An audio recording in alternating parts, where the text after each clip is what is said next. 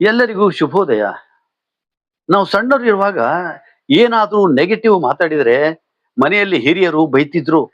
ಹಾಗೆಲ್ಲ ಮಾತಾಡಬಾರ್ದು, ಮನೆ ಒಳಗೆ ಸದಾ ಚಲೋ ಮಾತಾಡ್ರಿ ಅಂತ ಬುದ್ಧಿವಾದ ಹೇಳ್ತಿದ್ರು. ಕೆಲವರು ನನಗೆ ವಯಸ್ಸಾಗಿದೆ, ನನಗೆ ಯಾವುದೋ ರೋಗ ಪಡ್ಕೊಂಡಿದೆ, ನಾನು ಸತ್ತು ಹೋಗ್ತೀನಿ ಅಂತ ಸೀರಿಯಸ್ ಆಗಿ ಏನೇನೋ ಬಡಬಡಿಸ್ತಾ ಇರ್ತಾರೆ. ಇನ್ನು ಕೆಲವರು ನಾನೊಬ್ಬ ಮೂರ್ಖ, ನನ್ನಷ್ಟು ಮುಟ್ಟಾಳರು ಈ ಜಗತ್ತಿನೊಳಗೆ ಯಾರೂ ಇಲ್ಲ, ನನ್ನ ಕೈಲಿ ಏನಾಗ್ತದೆ, ನಾನು ಸದಾ ಫೇಲ್ ಆಗೋ ಗಿರಾಕಿ, ಹೀಗೆ ಏನೇನೋ ತಮಾಷೆಯಾಗಿ ಹೇಳ್ತಾ ಇರ್ತಾರೆ. ಆದ್ರೆ ದೇಹಕ್ಕೆ ನಿಮ್ಮ ಭಾವನೆ ಅರ್ಥ ಆಗೋದಿಲ್ಲ, ನಿಮ್ಮ ಜೋಕಿಗೆ ಅದು ನಗೋದೇ ಇಲ್ಲ. ನಿಮ್ಮ ದೇಹ ಕೇವಲ ನಿಮ್ಮ ಕಮಾಂಡ್ ಅಥವಾ ಅನಿಸಿಕೆಯನ್ನು ಮಾತ್ರ ಗ್ರಹಿಸ್ತದೆ. ನೀವು ಹೇಳುವ ಪ್ರತಿಯೊಂದು ಮಾತನ್ನು ನಿಮ್ಮ ನರ್ವಸ್ ಸಿಸ್ಟಮ್ ಸ್ವೀಕರಿಸ್ತದೆ. ನಿಮ್ಮ ದೇಹದ ನರಮಂಡಲ, ಮೆದುಳು, ಜೀವಕೋಶಗಳು ಇವೆಲ್ಲ ಶ್ರದ್ಧೆಯಿಂದ ನಿಮ್ಮ ಮಾತು ಕೇಳ್ತಾನೆ ಇರ್ತವೆ. ಬದಲಿಗೆ ಈ ಮಾತನ್ನು ಜಾರಿಗೆ ತರಲಿಕ್ಕೆ ಸಿದ್ಧತೆಯನ್ನು ಕೂಡ ಮಾಡ್ಕೊಳ್ತವೆ. ನನಗ್ ವಯಸ್ಸಾತು, ನಾ ಮುದುಕಾಗೇನೆ ಅಂತ ಸುಮ್ಮನೆ ಮಜಾಕ್ ಹೇಳಿದ್ರೂ ಕೂಡ ನಮ್ಮ ದೇಹ ತನ್ನ ಯಜಮಾನ ಸೀರಿಯಸ್ ಆಗಿ ಈ ಮಾತು ಹೇಳ್ತಾ ಇದ್ದಾನೆ, ಆತನಿಗೆ ವಯಸ್ಸಾತಂತೆ, ಆತ ಮುದುಕಾಗಬೇಕಂತೆ ಅಂದುಕೊಂಡು ಆ ವ್ಯಕ್ತಿ ಇನ್ನೂ ಗಟ್ಟಿಮುಟ್ಟ ಇದ್ರೂ ಕೂಡ ಆತನನ್ನು ನಿಜವಾಗಿಯೂ ಮುದುಕನನ್ನಾಗಿಸುವ ಪ್ರಕ್ರಿಯೆ ತೊಡಗ್ತದೆ.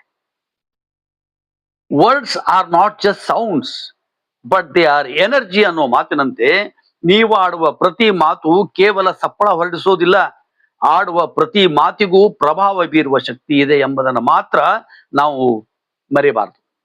ಮಾತುಗಳು ದೇಹದ ಅವಯವಗಳಿಗೆ ನಿರ್ದೇಶನ ನೀಡುವ ಸಾಮರ್ಥ್ಯ ಹೊಂದಿರ್ತವೆ ಎಂಬುದು ವೈಜ್ಞಾನಿಕವಾದ ಸತ್ಯ. ಕೆಲವರಿಗೆ ಜೀವನ ಶಾಪ ಆಗಿರುವುದಿಲ್ಲ, ಆದ್ರೆ ತಮ್ಮ ನಕಾರಾತ್ಮಕ ಮನೋಭಾವನೆಯಿಂದ ಅವರೇ ತಮ್ಮ ಜೀವನವನ್ನ ಶಾಪವಾಗಿಸ್ಕೊಳ್ತಾರೆ. ಇದು ಅವರ ಬುದ್ಧಿ, ಭಾವನೆ ಮತ್ತು ದೇಹದ ಮೇಲೆ ವಿಪರೀತ ಪರಿಣಾಮ ಬೀರುವುದರಿಂದ ಇಲ್ಲಿಲ್ಲದ ರೋಗಕ್ಕೆ ಆಮಂತ್ರಣ ನೀಡಿದ ಹಾಗೆ.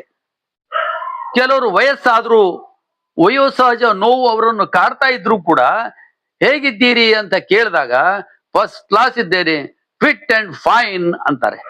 ಅವರನ್ನು ನೋಡಿದ್ರೆ ಯುವಕರು ಸಹ ನಾಚುವಂತೆ ಸದಾ ಚಟುವಟಿಕೆಯಿಂದ ಲವಲವಿಕೆಯಿಂದ ಇರ್ತಾರೆ. Fitness is about feeling good, not just looking good. ಆರಾಮಾಗಿ ಕಾಣೋದಕ್ಕಿಂತ ಆರಾಮ್ ಇದ್ದೇನೆ ಎಂಬ ಮನಸ್ಸಿನ ಅನಿಸಿಕೆಯೇ ಫಿಟ್ ಅಂಡ್ ಫೈನ್ ನ ಮೂಲ ಮಂತ್ರ. ಹಾಗಾಗಿ ಸದಾ ಆರೋಗ್ಯಕರ ಮನಸ್ಸನ್ನು ಕಟ್ಟುವುದು ನಿಮ್ಮ ಆದ್ಯತೆ ಆಗ್ಬೇಕು.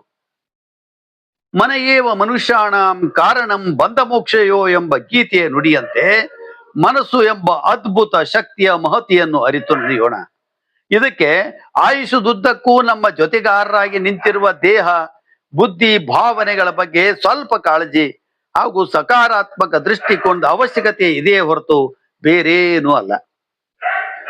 ಸೋತೆ ಎನ್ನದಿರು, ಕೈಲಾಗದು ಎಂದಳದಿರು, ಅತ್ತು ಹೆದರಿದೊಡೆ ಆತ್ಮಸ್ಥೈರ್ಯ ಒಡಗೀತು, ಬಿತ್ತು ನೀ ಧೈರ್ಯದ ಬೀಜ ಎದೆಯಂಗಳದಲ್ಲಿ, ಕುತ್ತು ಚದುರಿಯಿತು ಶ್ರೀ ವೆಂಕಟ, ಕುತ್ತು ಚದುರಿಯಿತು ಶ್ರೀ ವೆಂಕಟ. ನಮಸ್ಕಾರ.